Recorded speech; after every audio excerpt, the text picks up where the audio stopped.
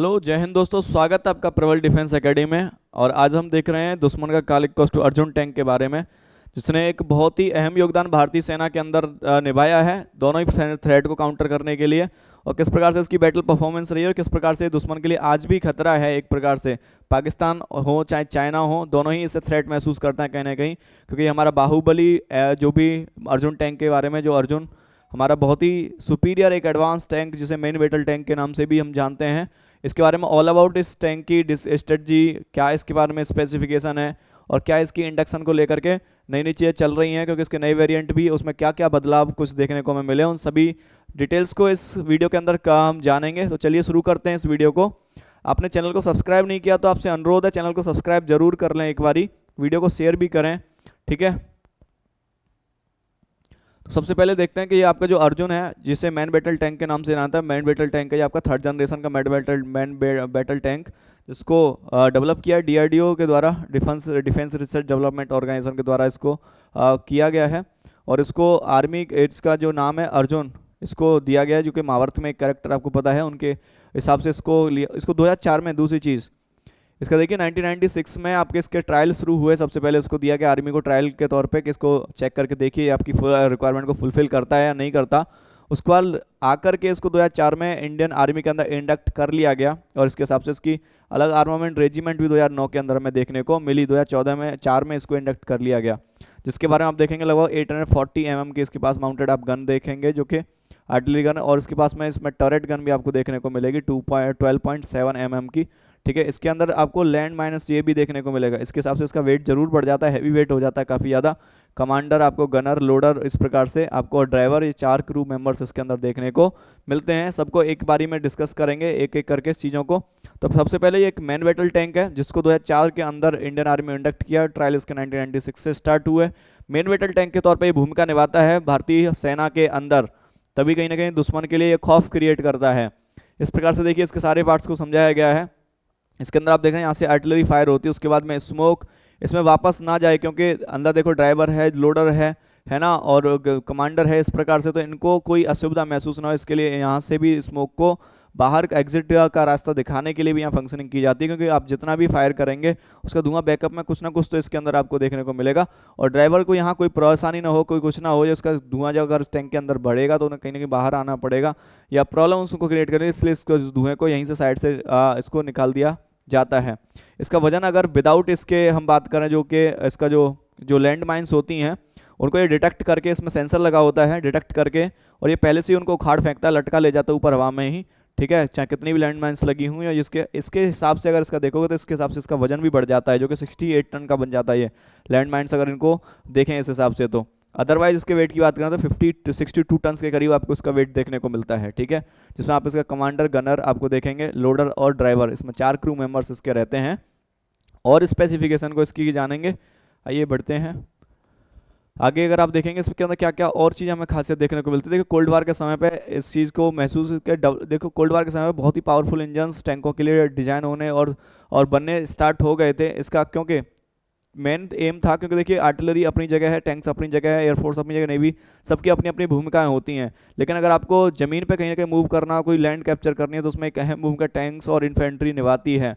तो इसमें 4 मेन चीज़ों को ध्यान में रखते हुए, एक तो फायर पावर, इसकी जो भी फायर पावर कैपेसिटी को, आर्मर प्रोटेक्शन के हिसाब से इसको देखते हुए, निम्बल मोबिलिटी के हिसाब से, वेट ऑफ मीडियम टैंक के हिसाब से, इस चारों फैक्टरों को ध्यान में रखते हुए इसके अंदर एडवांसमेंट करने की कोशिश की गई। 1960s के अंदर ये मेन बैटल टैंक के तौर पर ये रिप्लेस किया गया, और इसने वाकई में बहुत काबिल तारीफ काम भारतीय सेना के अंदर किया है इसने।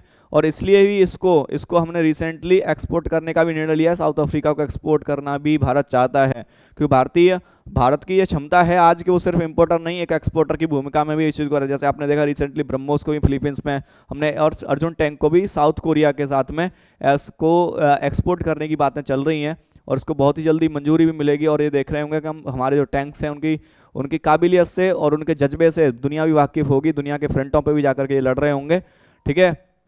इसमें आप देखेंगे रिसेंटली और भी इसमें एक और चीज़, जैसे कि इसकी परफॉर्मेंस को देखते हुए 118 जो हैवी व्हीकल फैक्ट्री को ऑर्डर इसके और दे दिए गए इसके नए वर्जन के बारे में, जिसमें कुछ चेंजेस के साथ में जो कि हैवी व्हीकल्स फैक्ट्री, इसमें कुछ चेंजेस 84 समथिंग 14 कुछ बड़े चेंजेस के साथ मिल करके 7,523 करोड़ की ये डील है, जिसमें एक्सपेक्टेड डिलीवरी बताई जा रही है कि 2027 तक इसकी एक्सपेक्टेड डिलीवरी कर दी जाएगी, जिसका नाम MK1 यानी अर्जुन MK1A रहेगा। ठीक है, इसमें कुछ और जैसे कि क्या क्या इसमें चल, पहली चीज तो इसके अंदर आप देखेंगे ऑल वेदर कंडीशनिंग में फुलफिल करता है उस रिक्वायरमेंट को, ऑल वेदर कंडीशनिंग में फंक्शनिंग कर सकता है, आर्मन प्रोटेक्शन है, केमिकल वेपन से बचा सकता है ना, रेडिएशन से बचा सकता है आपको इस प्रकार से। ठीक है, गनर और कमांडर की सेफ्टी के लिए पर्पज इसमें कुछ चेंजेस लाए गए हैं, वजन को कम करने की भी इसमें कोशिश करी गई है। तो आज देखते हैं 2027 तक इसकी एक्सपेक्टेड डिलीवरी बताई जा रही है, कितने कितने ये किस हिसाब से भारतीय सेना में इंडक्ट होते रहेंगे उसको भी जानेंगे।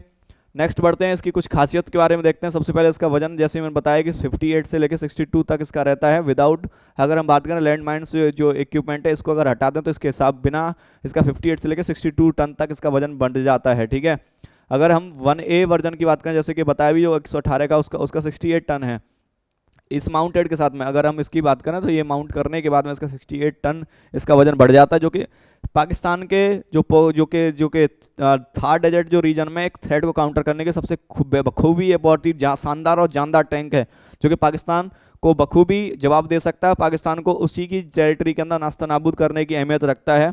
इसकी लेंथ की बात करेंगे तो लेंथ आपको इसके MK1 जो पहला वाला वर्जन उसके अंदर देखने को 10.19 मीटर मिलेगी इसकी लेंथ, और M के जो नया वर्जन जिसका आने वाला है उसमें 10.64 देखने को आपको मिलेगी। विड्थ की बात करें तो पुराने वर्जन में आपको देखने को मिलेगा 3.85 मीटर, और नया वर्जन जो आने वाला है जिसका 118 का जो ऑर्डर जो भारत सरकार ने दिया है हैवी व्हीकल फैक्ट्री को, जो कि लगभग 7-7.5 करोड़ की जो डील है, इसमें आप देखेंगे 3.95 मीटर आपको इसका विड्थ देखने को मिलेगा। हाइट की बात करें तो पुराने में आप 2.32 देखोगे और नए के अंदर आपको लगभग इससे वेरी देखेगी 2 से लेकर 2.8 के करीब।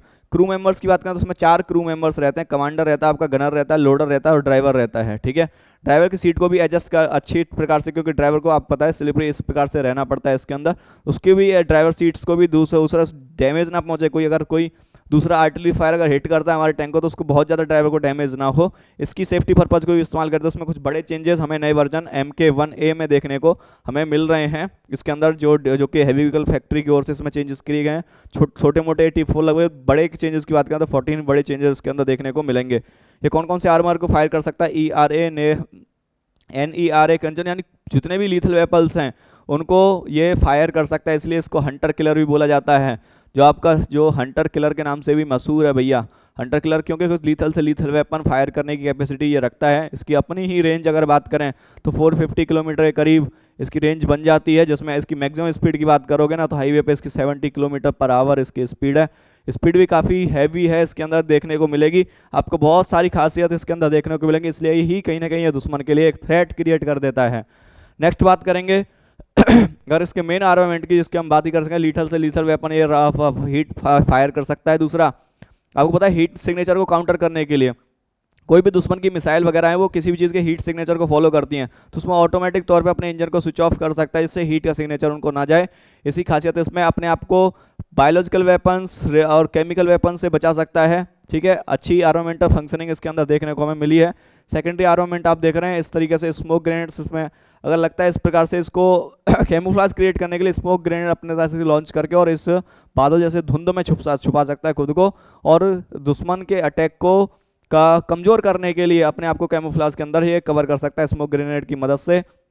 ऐसे आप इंजन भी इसमें देखोगे, टर्बो जो चार्ज जो इंजन डीजल इंजन आपको इसके अंदर देखने को मिलेगा। इसको डिजाइन किया गया था 1983 से 1996 और आपको बताइए 2004 के अंदर ये रिसेंटली इंडियन आर्मी के अंदर फंक्शनिंग में आया। मैन्युफैक्चरर अगर आप बात करेंगे तो हैवी व्हीकल्स फैक्ट्री जो आपको देखने को मिलेगी जो कि इसको बनाती है, या आर्मेंट वे जो व्हीकल्स निगम लिमिटेड है वो इसका मैन्युफैक्चरर है, इसको बनाती हैं।